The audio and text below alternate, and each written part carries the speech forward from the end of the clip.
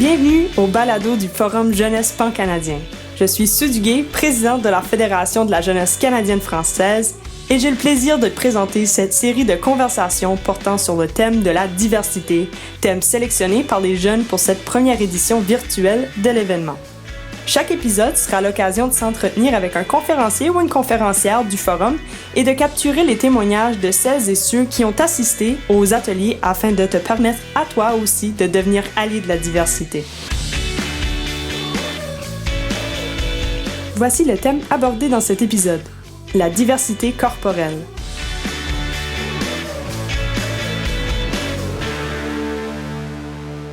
Mesdames et messieurs, bonjour et bienvenue à nos tables rondes de la FJCF. Je suis votre hôte, Mehdi Cayenne, et avec Magnéto, nous aimerions d'abord commencer en reconnaissant que cette émission a lieu sur les territoires non cédés de la nation Kanetehaga. Aujourd'hui, nous rencontrons Andréane Poutré, qui a elle-même donné une conférence avec la FJCF intitulée « Je m'aime sans filtre ». Et nous l'accueillons aujourd'hui avec nous. Andréane Poutré, bonjour. Bonjour. Vous êtes détentrice d'un baccalauréat en nutrition de l'Université de Montréal et j'ai lu que vous avez une expertise donc dans le domaine de l'éducation à la saine alimentation auprès des enfants.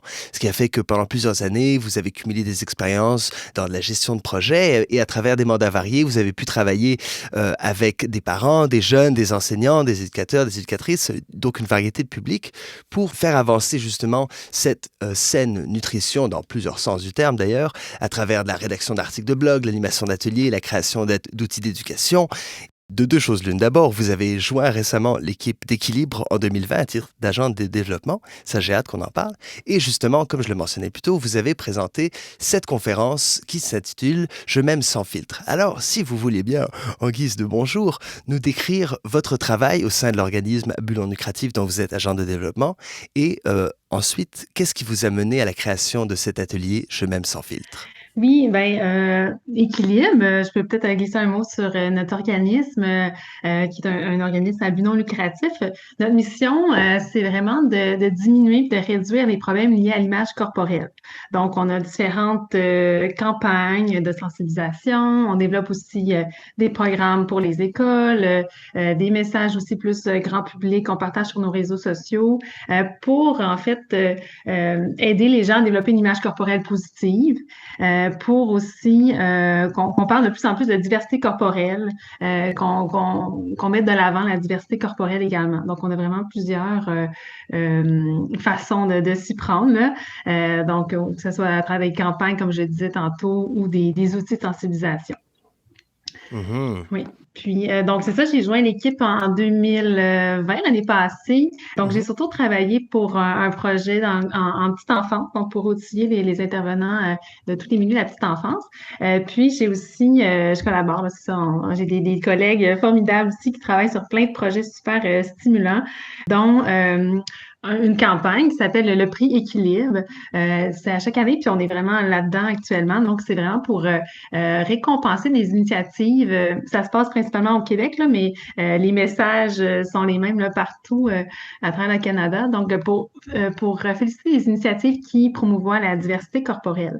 Et dans le cadre de cette campagne-là, on développe un atelier de formation, un atelier de sensibilisation plutôt pour les écoles. Donc, c'était un peu cet atelier-là là, que j'ai fait vivre aux jeunes lors du forum. Là. Donc, l'atelier « Je m'aime sans filtre ».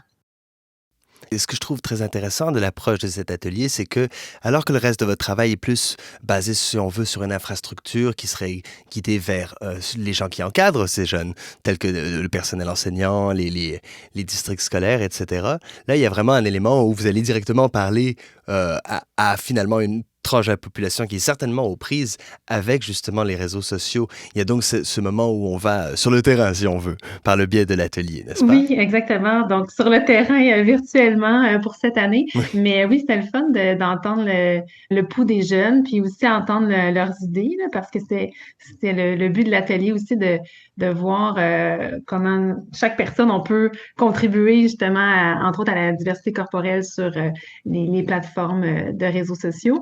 Donc, j'étais curieuse d'entendre aussi leurs idées, puis voir comment eux, ils pouvaient contribuer à ça. Ben, c'est clair qu'on y reviendra. On a d'ailleurs avec nous Adrien Comeau de Nouvelle-Écosse, vers qui on reviendra vers vous, Adrien, pour vous présenter en grand d'ici quelques minutes, mais justement pour ouvrir cette discussion-là. Mais je suis très intéressé effectivement par vos impressions de ces réactions-là. Mais avant d'y revenir, j'aimerais d'abord commencer avec, est-ce que vous-même, dans votre expérience, qu'est-ce qui vous a poussé à vouloir justement aller sur le terrain et confronter tout ce corpus éducatif que vous avez créé finalement? Qu'est-ce qui vous a poussé dans votre vie à vouloir offrir cet atelier au sens large, dans le sens de votre travail plus généralement, mais aussi spécifiquement auprès des élèves? Ben, si on parle des jeunes, tu sais, je pense que les jeunes, c'est pas nécessairement facile d'être un jeune en 2021 avec tous les réseaux sociaux sont vraiment exposés à des images qui sont pas nécessairement représentatives des corps, de la réalité.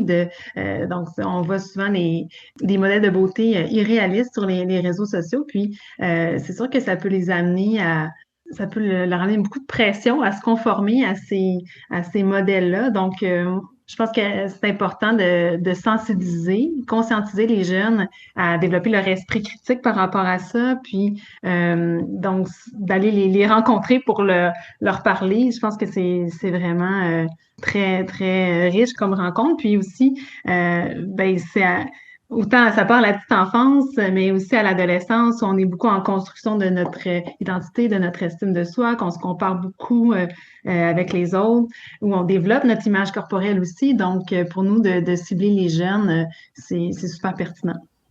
Ben, c'est sûr. Puis en même temps, moi-même n'étant même plus adolescent, je vois très bien comment ce que vous décrivez dans l'atelier, les gens de toutes les générations sont également aux prises avec ça. Vous voyez ce que je veux dire? Je connais des gens de deux fois l'âge des adolescents qui sont aussi en train de choisir sans photo de leur visage, etc.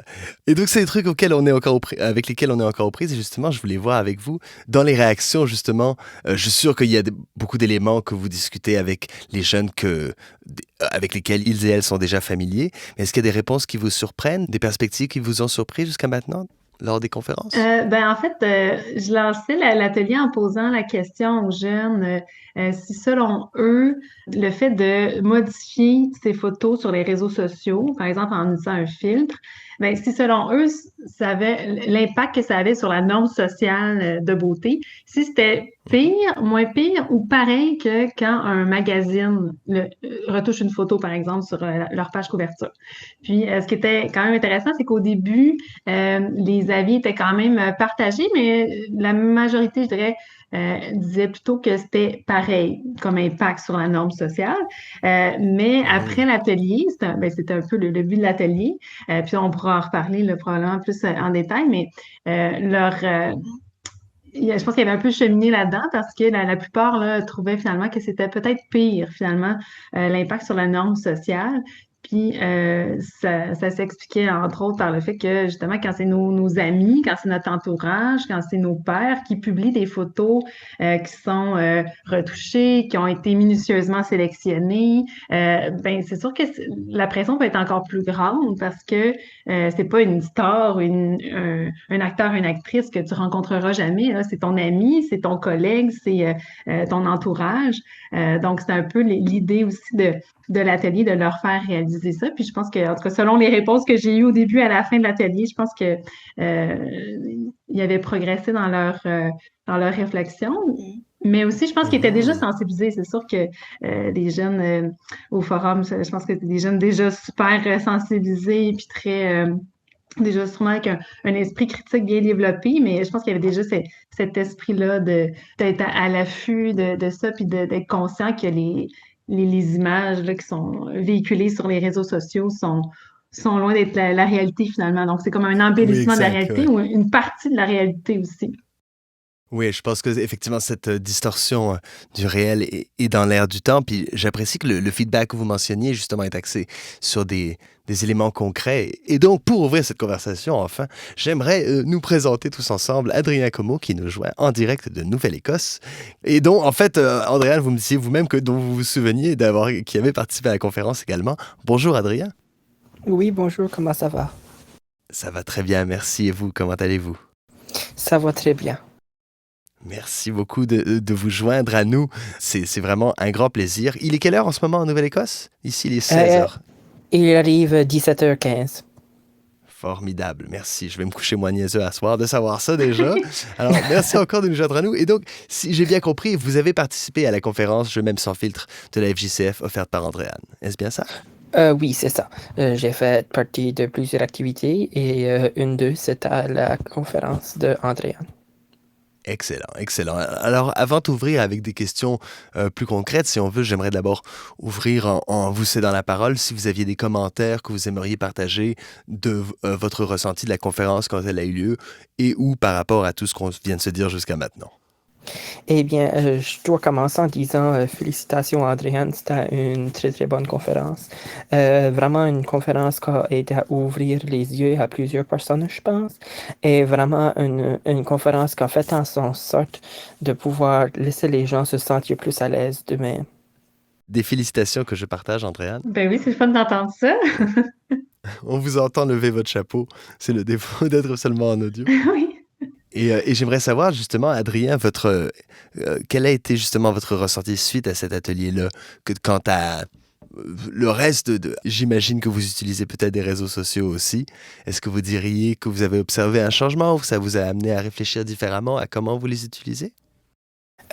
Oui, j'utilise assez souvent les réseaux sociaux. Je suis la personne, par contre, qui est comme juste la personne qui va faire en sorte d'aimer les choses de tout mon dos. Je vais rien mettre moi, parce que je suis la personne très honteuse du coin. Ça m'a vraiment aidé à voir les différences et l'importance qu'il y a, tu sais, d'un jour ou de l'autre. Et puis, surtout sur l'importance qu'il y a surtout comme qu'on disait, le hashtag sans filtre, c'est beaucoup important parce qu'on voit vraiment que, tu sais, les médias sociaux sont comme une chose qui fait en sorte de comme mettre une barrière à la réalité. Alors, ça ne veut pas dire vraiment que c'est comme ça que ça travaille. On peut mettre une photo de soi-même et puis que c'est une journée merveilleuse, mais vraiment que c'est la pire journée de sa vie. Alors, vraiment, j'apprécie les faits que, comme le hashtag sans filtre, ça va vraiment sur le point de voir à c'est quoi l'importance de ces choses, parce que vraiment, c'est peut-être pas comme ça que la personne vraiment se sentit à cœur. Oui, tellement. Et vous faites écho donc à ce vidéo qui était regardé en prémisse de la conférence où justement a été décrite plein de différents poses par différentes personnes dans le court-métrage où on sent que ça compile une sensation d'être inadéquat par les différentes personnes qui se sentent d'une certaine manière, mais se sentent obligées également de projeter une image autre sur le monde autour. Et je reviens à ce que vous disiez sur comment vous allez liker les publications d'autrui et que vous-même seriez trop gêné ou honteux, comme vous disiez, pour en publier. Ben, je pense que les gens qui ne ressentent pas le besoin de se mettre de l'avant et qui sont dans une posture d'écoute et d'appréciation de ce que l'autre a à dire sont absolument des gens à suivre, en fait. Et justement, c'est un propos auquel je veux revenir, qui était soulevé dans les commentaires lors de la conférence, qui était l'importance de suivre s'il faut suivre des gens, de suivre des gens qui avaient donc de bonnes habitudes versus de mauvaises habitudes. Quels seraient des exemples de ces bonnes habitudes à suivre, si on veut, et versus de ces mauvaises habitudes? Adrien et Andréane, je suis tout oui. Ben, pour revenir un peu sur ce qu'on disait, tu sais, si on suit des gens, un compte, que ce soit sur Instagram ou autre, qui fait que quand on voit les images, ben on se sent pas bien, on se sent pas adéquat, justement, ça nous amène une pression, mais je pense qu'on peut tout simplement arrêter de suivre ces comptes-là.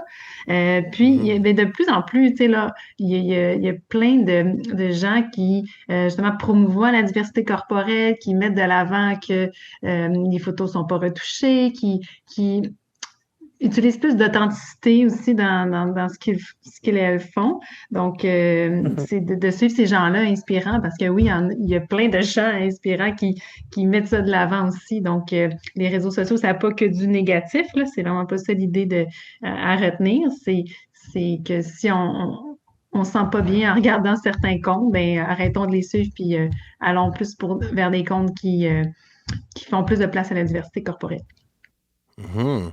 Et pour vous, Adrien, des exemples de bonnes habitudes et de mauvaises habitudes? Bien, c'est des très bons points que Andréane apporte à table.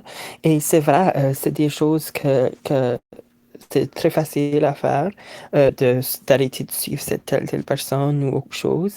Et je prends de la même façon qu'Andréane vous dit, mais aussi, je pense que c'est important que, tu sais, on n'a pas besoin d'aller puis suivre les personnes les plus populaires sur les médias sociaux. Ça va pas peut-être pour nous autres, ça va pas nous donner du bien. Alors, on devrait vraiment s'installer puis suivre les personnes avec lesquelles on se sent à l'aise. Donc, c'est pas une chose de s'ouvrir et puis aller d'un bout à l'autre.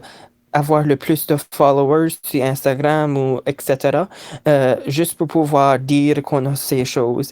Mais vraiment, c'est avec les personnes qu'on sent à l'aise qu'on devrait aller voir et de suivre, et les personnes qu'on se sent à cœur, et non juste pour dire que telle et telle personne, c'est la personne qui a presque le plus de followers sur Instagram, ben ça va rien nous dire. Si ça te dit rien à toi, fais-le pas, va juste pour y aller ta manière à toi. Absolument, absolument. Et justement, ça me fait revenir à cette question sur laquelle je me questionne, laquelle étant, comme Andréane a mentionné, d'être authentique. Qu'est-ce que ça signifie être authentique? Est-ce qu'il est possible de jouer à être authentique?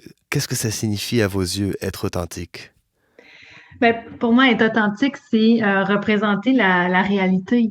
Adrien le disait bien tantôt, des fois, si on met une photo de nous, on prend un selfie, on utilise un filtre qui fait que qui embellit notre visage, qui nous rend presque parfait, la luminosité est parfaite, on met ça sur les réseaux sociaux, puis tout le monde nous dit « Ah, wow, t'es magnifique, etc. » Mais cette journée-là, peut-être que t'es super anxieux, peut-être que tu t'es chicané avec ton ami, peut-être que tu te sens très seul. Donc, la photo, pour moi, elle serait pas authentique parce qu'elle représente pas la réalité. Donc, une photo authentique, c'est une photo qui représente la réalité, tout simplement. Mhm. Merci, merci. Adrien? C'est des très bons points. C'est comme ça presque pour moi aussi. Avec toutes les plateformes que nous avons maintenant, surtout avec le fait qu'on peut rencontrer des gens si facilement, il faut vraiment se mettre dans l'alliance ou dans l'accoutumance ou dans la fonction que peut-être que oui, c'est comme ça, on peut dire que c'est authentique, mais vraiment, est-ce que ça l'est? Alors, il faut vraiment qu'on sente à pouvoir dire, OK, ceci là, c'est vraiment ça que la personne ressent, c'est vraiment ça que la personne est en fait de penser. Et puis, faut presque qu'on prenne ces bottes puis qu'on les mette avec les différentes personnes. Donc, à tous les fois qu'on voit une différente photo sur différentes plateformes, faut qu'on mette les bottes de cette personne. Alors, si qu'on est sur un réseau social, une plateforme, et puis qu'on voit 25 photos, ben, faut probablement changer les bottes 25 fois pour vraiment se mettre dans chacune des positions. Quelles belles images, vous savez, un excellent vocabulaire poétique. Je ne sais pas si vous vous en rendez compte, c'est tellement beau le changer de botte 25 fois. Et vous avez dit un autre truc aussi, je suis la personne qui a bien honte dans mon bout. Vous avez vraiment une très belle manière de vous exprimer. La raison que je vous dis cela, c'est parce que je suis assis je suis assis puis je vois mes pieds puis c'est la seule chose que je pouvais penser à. C'est ça le regard poétique. On prend ce qu'on a devant nous et on le réinterprète. J'adore.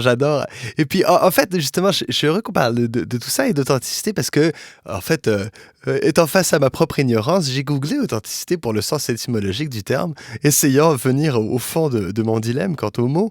Et j'ai appris donc qu'étymologiquement, authenticité provient du latin authenticus, qui provient lui-même du grec ancien authentikos, qui correspond à se détermine par sa propre autorité. Et donc, c'est l'idée, justement, que le problème n'est pas de se souscrire à ce qui est beau, de vouloir mettre de l'avant du beau dans les réseaux sociaux, mais plutôt de vouloir mettre de l'avant une beauté dont les critères appartiennent à autrui. Que quelqu'un d'autre détermine ce qui est beau, que ce soit blond ou maigre ou jeune ou quoi que ce soit. C'est cette idée du critère autre. Et donc, j'ai l'impression que, j'ai l'impression que ce que vous avez dit, mais également ça en lumière, c'est que l'idée, c'est de se déterminer par sa propre autorité en matière de ce qu'on met de l'avant. Parce que c'est vrai que, comme vous disiez tout à l'heure, Andréane, On peut être malheureux et mettre de l'avant une photo de soi qui est souriant. Et puis, ça nous fait du mal quelque part parce qu'on ment aux gens. Et donc, j'ai l'impression que une des clés de ce qui est discuté dans votre conférence, et ce qu'on discute là, c'est justement de mettre en action son regard sur le monde à travers ses publications. Pas le regard tel qu'on pense que le monde voudrait que nous voit, mais la beauté telle que nous-mêmes nous la déterminons. Oui, puis de miser moins sur l'apparence. Tu sais, quand on fait une publication, ben, tu sais, se demander pourquoi on fait cette publication-là, puis tu sais, pourquoi pas choisir des photos qui mettent plus de l'avant les réalisations qu'on fait, qu'est-ce qui nous rend fiers. Tu sais, si on va monter une montagne, puis que si on est super fiers de s'être rendu au sommet, ben plutôt que mettre juste une photo de nous en selfie ou qu'on aura utilisé un filtre pour faire qu'on n'a pas les cheveux déplacés, qu'on n'a pas trop de traces de sueur.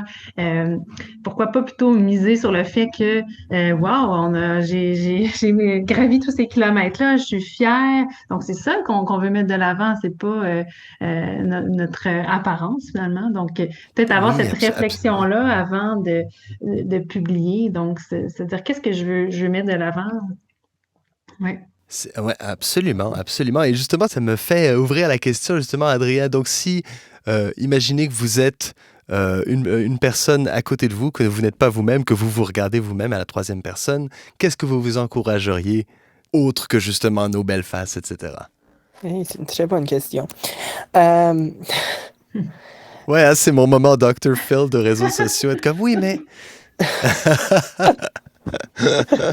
euh, vraiment, c'est pas juste sa face comme en Nouvelle-Écosse, j'habite près de la mer.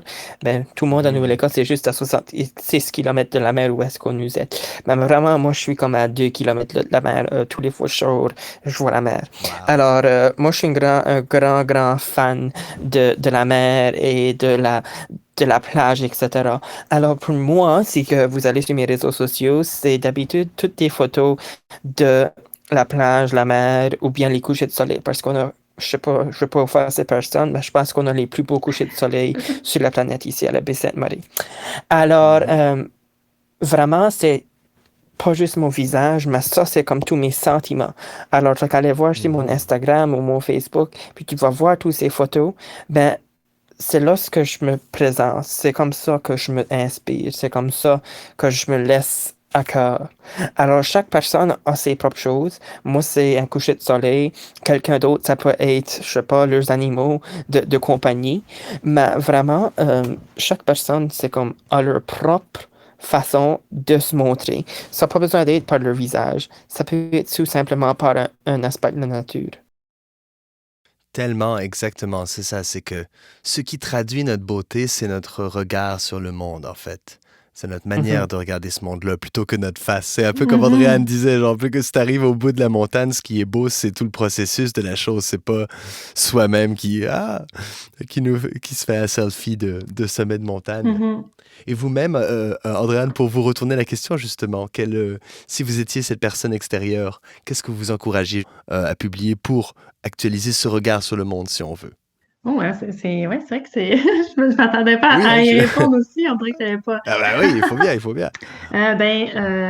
Moi, j'irais surtout pour revenir un peu à nos messages qu'on promouvoit chez Équilibre, mais aussi très personnel. Tu sais, tout notre corps, qu'est-ce qu'il nous permet de faire, c'est tellement fascinant, comment il nous permet d'être fiers, d'accomplir des choses. Moi, je fais beaucoup d'activités physiques, puis je pense que c'est peut-être ça que je miserais justement. Là, tu sais, je reviens avec mon exemple de monter une montagne.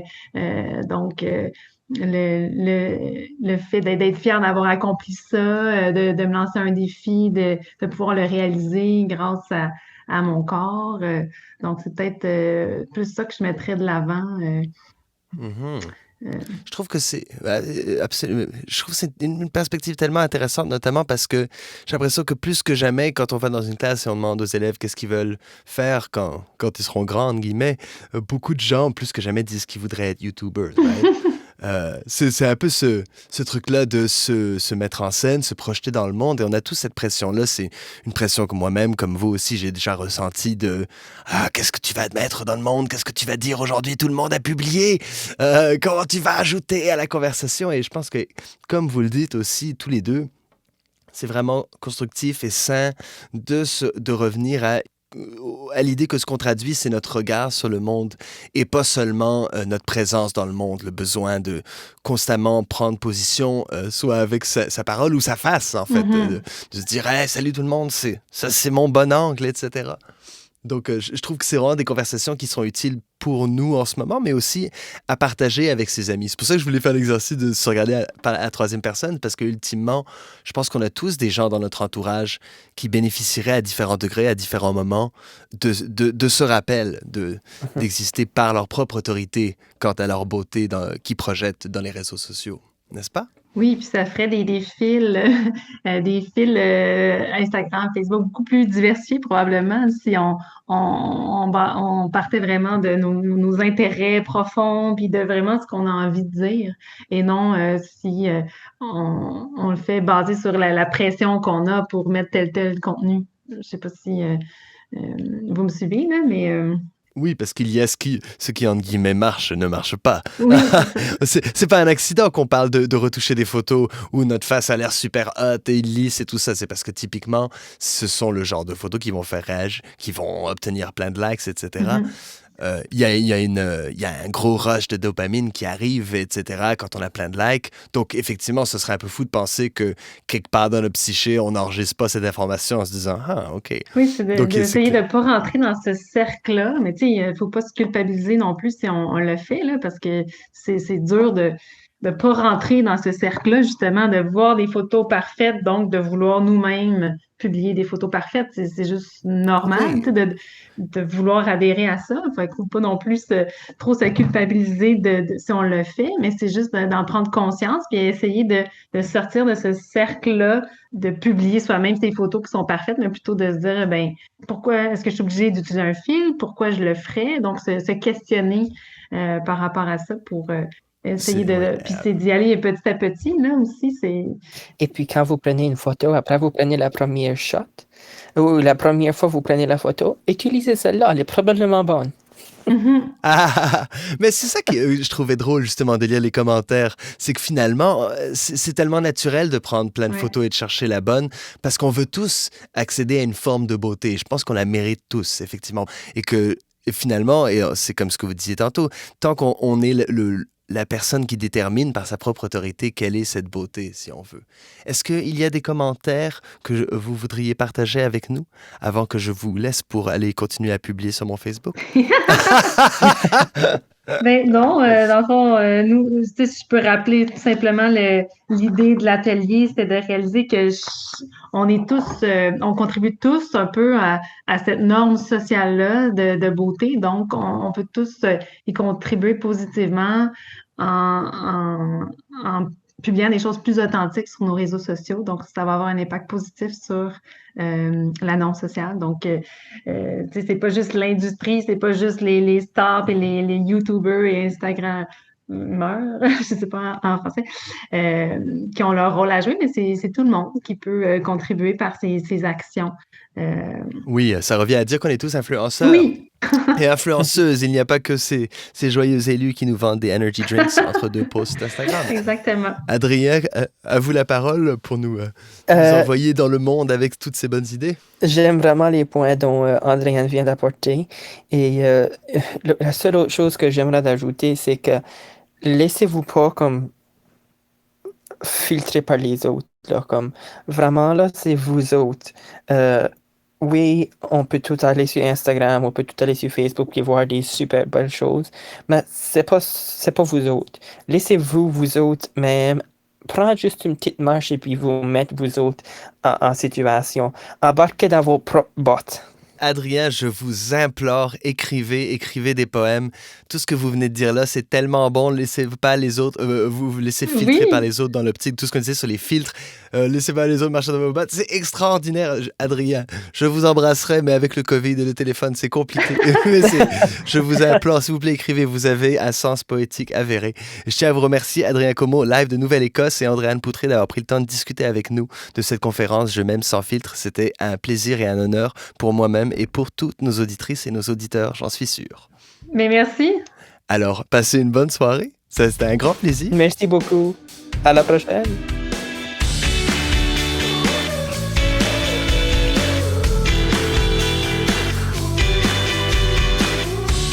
Le balado du Forum Jeunesse Pan-Canadien est une production de la Fédération de la Jeunesse Canadienne-Française, réalisée par Magnéto. Et bien sûr, n'hésite pas à écouter d'autres épisodes de la série disponibles via ton application balado préférée.